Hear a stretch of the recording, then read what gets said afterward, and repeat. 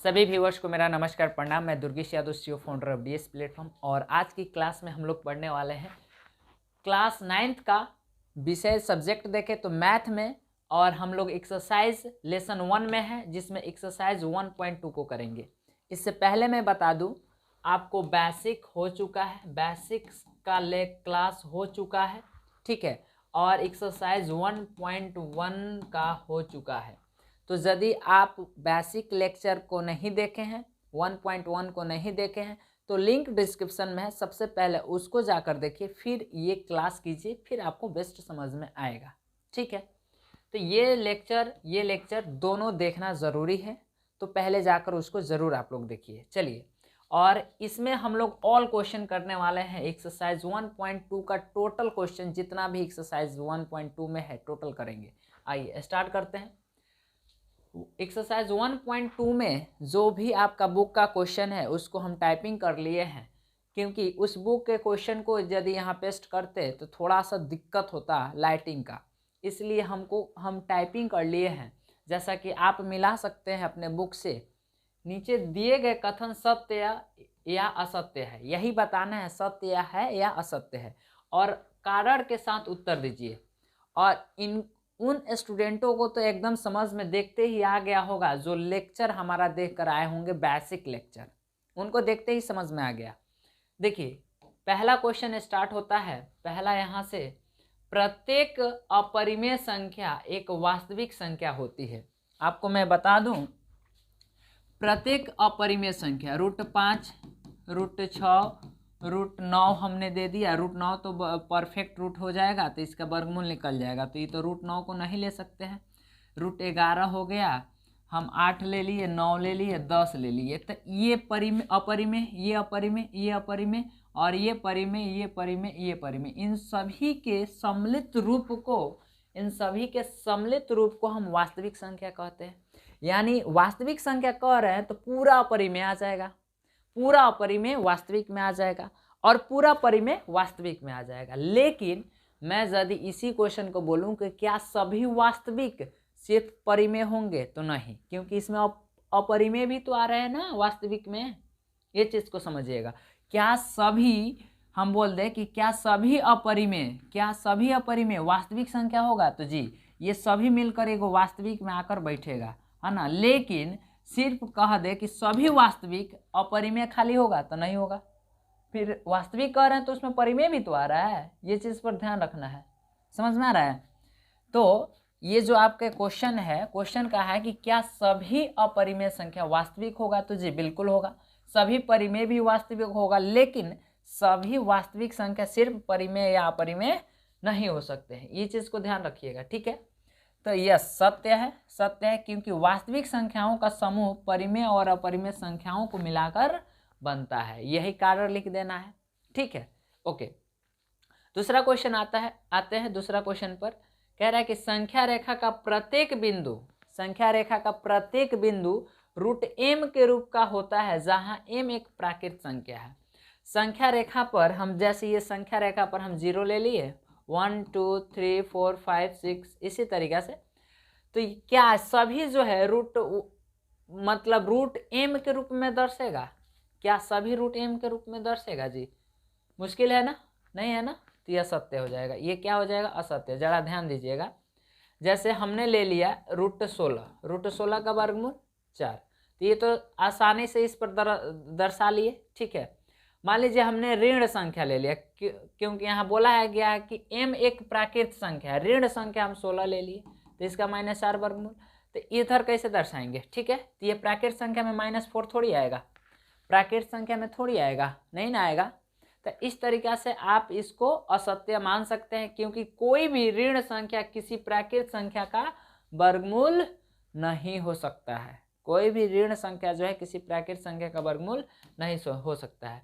जैसे मान लीजिए √16 हो गया, √5 हो गया, √6 हो गया, √10 हो गया, तो सभी यहाँ इस रूप में कहाँ बैठ रहा है? मान लीजिए √16 है m के रूप में, तो इस रूप में बैठा है, लेकिन फिर ये तो 4 है, तो संख्या रेखा पर हम इसको दर्शा सकते हैं, ठीक है। तो इस रूप में नहीं बैठेगा। ये चीज़ समझ में आ गया। अगला देखते हैं। अगला तीसरा, प्रत्येक वास्तविक संख्या एक अपरिमेय संख्या होता है, ये असत्य है। अभी इसी क्वेश्चन पर हम पहला क्वेश्चन जो बता रहे थे इसी पर बात कर रहे थे, क्या सभी वास्तविक संख्या अपरिमेय होगा? वास्तविक में तो देखो ना 0 1 2 3 4 5, यहाँ √3 √4 √5 इस तरीका से, ठीक है।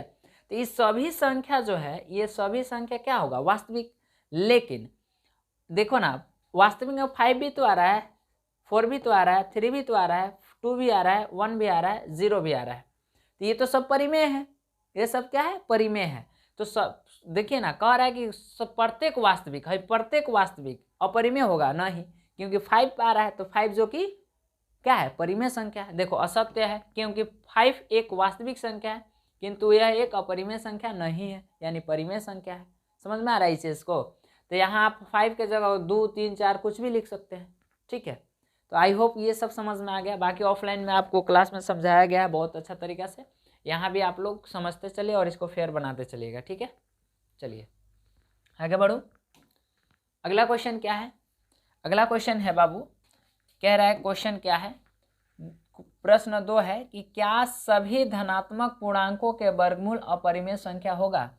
क्या सभी धनात्मक पूर्णांकों का वर्गमूल अपरिमेय संख्या होगा? यदि नहीं तो एक ऐसी संख्या का वर्गमूल उदाहरण दीजिए जो एक परिमेय संख्या होगा। आइए देखते हैं। 1 का वर्गमूल तो 1 होता है, ठीक है।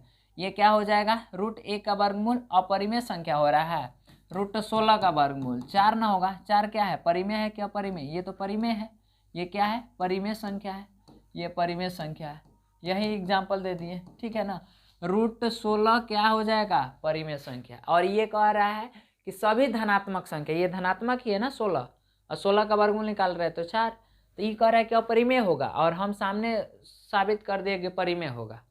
तो इसका मानना गलत है। यहाँ एक्सेप्ट भी किया है, यदि नहीं तो एक ऐसी संख्या का वर्गमूल उदाहरण दीजिए जो एक परिमेय संख्या है, तो एक्सेप्ट भी किया है, ठीक है। इतना समझ में आ गया। आगे देखते हैं 3 नंबर क्वेश्चन को देखते हैं। कह रहा है कि दिखाइए कि संख्या रेखा पर √5 को किस प्रकार निरूपित किया जा सकता है।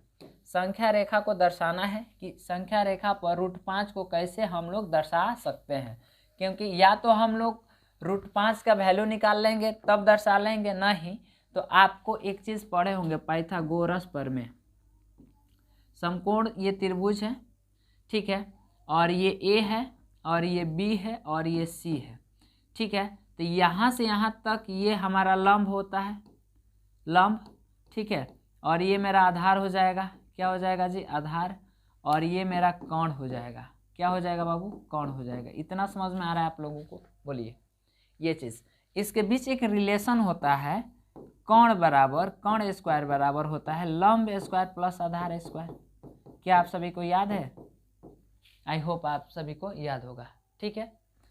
ये चीज़ होता है आप लोगों का, है ना, आधार स्क्वायर, ठीक है।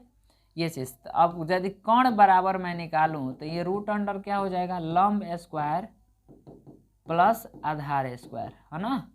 ये चीज़ आपको पता हो गया, ठीक है। इतना हो गया। तो अब क्या करेंगे, एक हम लेंगे रूल, हमने रूल ले लिया, ठीक है। इस रूल को और थोड़ा सा लंबा कर देते हैं, ठीक है। और एक मिनट, हाँ, इसको रूल ले लेंगे और ये संख्या रेखा हमने खींच लिया। कोई किसी को दिक्कत? ये संख्या रेखा हमने खींचा और इस संख्या रेखा पर क्या करेंगे? इस संख्या रेखा पर देखिए क्या करेंगे, ठीक है ना। समान दूरी पर हम दो का यहाँ 2, 1 यहाँ हो गया, उसके बाद 2 यहाँ, हमारा 2 इकाई यहाँ हो गया, ठीक है। और इसी के ऊपर हम का है 1 इकाई ले लेते हैं, ठीक है। इसी के ऊपर हम जो है 1 इकाई ले लेते हैं, ठीक है ना। यही ना लिए थे। अब हम ये क्यों ले रहे हैं अभी आपको समझाएंगे, ठीक है। ठीक है, देखिए यहाँ से यहाँ तक जो था ये 1 था और ये 2, यहाँ से यहाँ तक हमने 2 इकाई ले लिया, ये चीज़, और ये हमने 1 इकाई ले लिया, ठीक है। 1 इकाई ले लिया। इतना समझ में आया, ठीक है। अब क्या करेंगे, आप देखो ये जो है मेरा कण हो जाएगा, ये जो है, ये देखो जरा ध्यान से, ये जो है मेरा कण हो जाएगा, ये क्या हो जाएगा जी, कण होगा। आइए देखते हैं।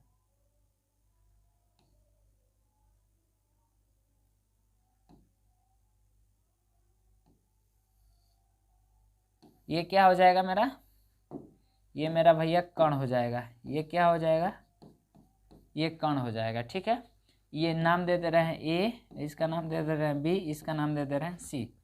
ठीक है, अब देख रहे हैं कि ये कण जो है √5 हो रहा है कि नहीं, ये जो कण है √5 हो रहा है कि नहीं।